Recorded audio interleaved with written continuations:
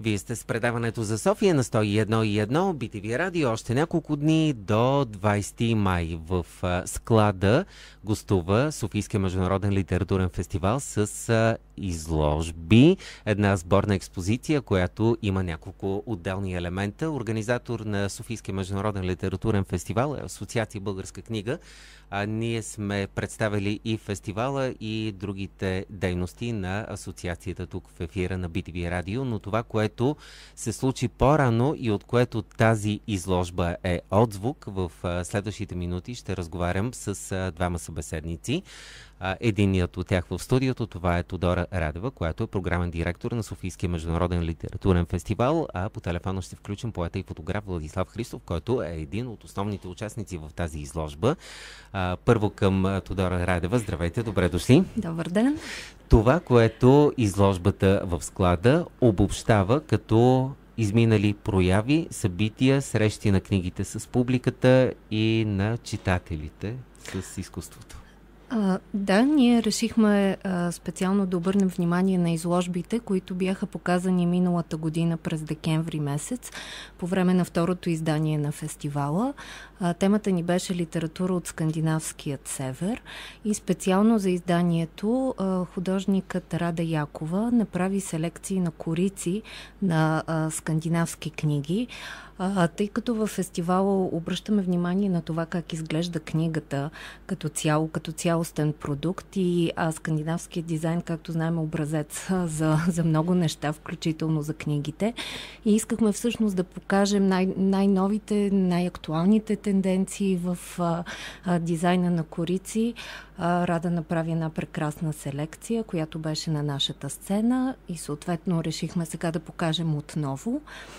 Другата ни изложба беше на поета и фотограф Владислав Христов. Това всъщност е продължение още от първото издание. Фотографски портрети на световно известните писатели, които посещават в България в последните години. Специално тази изложба, която беше на миналата година, се казваше Усмивката, с която може би той може да разкаже по-добре. Така, ние двамата в студиото сме усмихнати. Сега на телефона и поета и фотограф Владислав Христов. Здравейте! Здравейте, мен. Разкажете ни за тези срещи с толкова силни и толкова удохотворени личности, докато в студиото Тодора Радева представяше вашата част от тази обща изложба в склада. Се бях усмихнал и съвсем естествено дойде и заглавието на изложбата Усмивката. От това усещане за общуване наистина с големи, значими хора, които имат какво да ни кажат и които, ако ги чуем, можем да направим живота си и света около нас много по-добри. И така, разкажете ни за вашите срещи с тях. Всяка среща беше много индивидуална и всеки автор се носеше спецификата на не само на своето творчество, но и на своята държава, от която идва. И така се среща с българските зрители, те обменяха много енергия и в крайна сметка аз ги улавях в усмихната състояние много по-често, т.е. повечето от срещи превключеха в усмивки, като естествено скандинавските автори по-малко се усмихваха, а балканските автори нямаха проблем с усмивката въобще. И общо взето бяха едни много човечни срещи, които зареждаха публиката и допринасяха за това да се изградим една по-пълноценна представа и за самия автор, защото книгата е едно, а самата среща с автора допълва картинката. И 25 големи автори в България успях да ги да снема усмихнати, като единственият контрапункт в изложбата е Ноем, който дойде тук за получаване на титлата доктор Хонорис Кауза. И въпреки, че е Нобелов лауреат и въобще голяма личност в литературата, той отказа да се усмихва. И той е единственият кадър, който е усмихнат в изложбата. Разкажете ни за тази усмивка. Тя е радост от... Как го почувствахте за това, което самите автори и техните ревностни читатели чувстват един към друг. Какво видяхте в тази тяхна връзка, което на вас ви се стори особено силно и което така вие си го носите със себе си вече като пряк свидетел? Да, особено силните моменти идваха, когато след официалното представяне на някоя книга или срещата започват разговора с публиката. И там вече при въпроса и въобще при общуването авторите се откриват и стават много по-човечни и комуникативни. То е служебната част, която приключи. И там вече, освен усмивки, се разменят и нали, реплики за това, кой как е почувствал книгата на автора. Въобще това са моментите на една близост между публиката и автора, който не може да се замени с нещо друго и всеки отнася след срещите нещо различно, но като цяло бих казал, че големите автори са и големи хора, т.е. те са много над древните неща от ежедневието и някакси след всяка среща читателя излиза удохотворен и зареден за по-добро разбиране за света. Но това ми остана като цяло, че след всяка такава среща аз разбирам въобще механизмите и начина на случване на света много по-добре. Така, защото сме се докоснали до нещо голямо, до някой голям и сме осъзнали, че и самите ние сме големи за себе си и за хората около нас.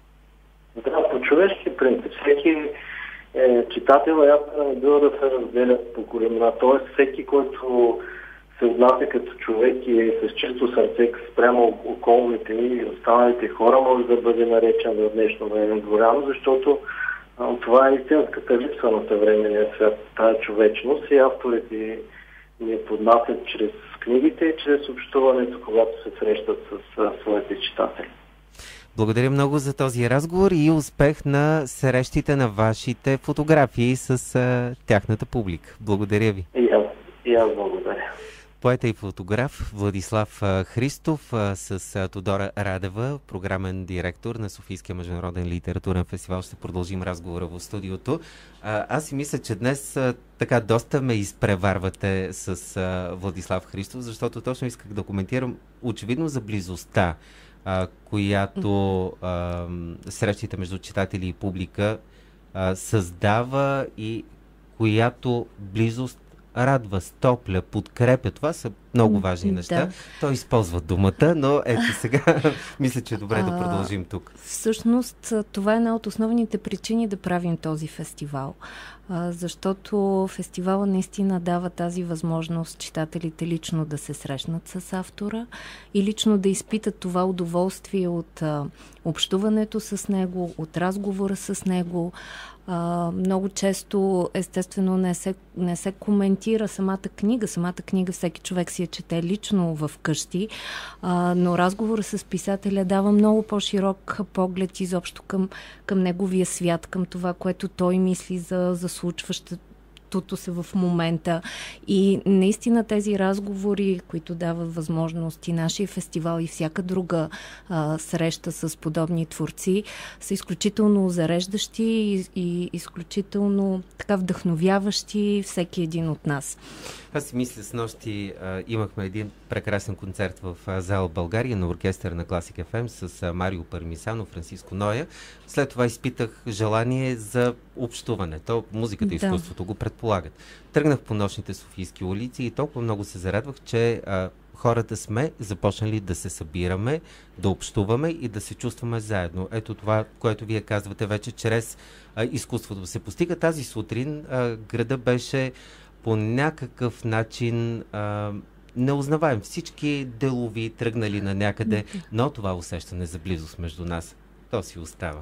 Да, то остава, то е субективно усещане и всъщност колкото по-дълго го поддържаме в себе си, толкова реално света край нас ще бъде променен, защото сутринта си като всички други, просто ние сме различни благодарение на тези срещи.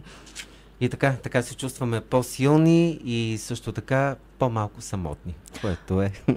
Разбира се, може би разбрали нещо повече за себе си, за света около нас, което също е една от целта на изкуството и на литературата като цяло, защото ние се излизаме обогатени след тези срещи. И така да завършим нашия разговор, това наистина е така, да завършим нашия разговор с това, което предстои от Софийския международен литературен фестивал. Концентрацията на събитие, тя е в един определен период. Сега вече като след събитие, тази изложба, която можем да разгледаме в склада, имате ли нещо друго, което е планирано в близките месеци, за което можете да разкажете или търпение очакваме? Да, трябва да имате търпение, защото наистина фестивала отново ще се случи от 25 ноември до 13 декември. Това са 3 седмици, в които ще имаме пак възможност за среща с автори, но и всички други събития, които са в нашия фестивал. Отново изложби ще има, кинопрограма с екранизации, детска програма, която специално, на която много държим естествено. Музика също всички изкуства по някакъв начин през призмата на литературата ще бъдат представени и съвсем скоро планираме да обявим нашия нов фокус и някакви основни акценти, с което ще се радваме да гостуваме отново и да разкажем какво предстои конкретно. Вие сте добре дошли, след като опознахме хората, които живеят в скандинавските държави чрез тяхната литература миналата година. Имаме възможност да продължим това усещане в склада. Отново да кажа, че изложбата продължава до 20 май включително. Да, така? Да. Има време да я разгледаме и да споделим тези усещания, тези усмивки и тези знаци на близост, за които говорихме в изминалите минути с двамата събеседници в нашата програма. Тодора Радева, програмен директор на Софийския международен литературен фестивал. Благодаря ви много. Благодаря и аз. И по телефона включихме Владислав Христов, поет и фотограф, автор на единия от елементите в изложбата, която е представена в склада. Роби Уилямс за нещо красиво пее в следващите минути в предаването за София.